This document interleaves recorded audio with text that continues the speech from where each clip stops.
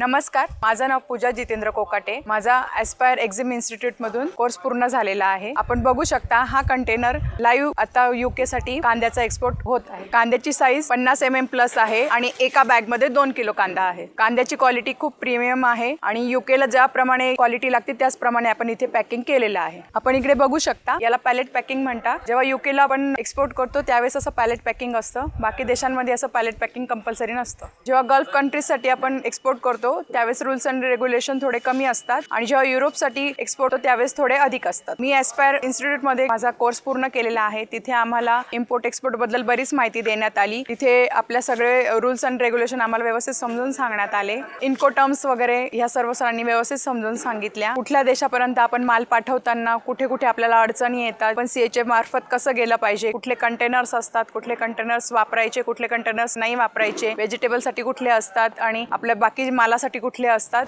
हे सरांनी आम्हाला व्यवस्थित समजून सांगितलं। बाय एअर पाठवायचं असलं तरी आपण कसं पाठवू शकतो किंवा आपण बाय शिप पाठवायचंय किंवा आपण बाय ट्रेन पाठवायचं हे सुद्धा आम्हाला तिथे व्यवस्थित सांगण्यात आलं। त्यामुळे मी नक्कीच तुम्हाला सांगेल की तुम्ही इन्स्टिट्यूट मध्ये या आणि सरांकडून ऍडवाइस घ्या, कोर्स हा नक्की करा।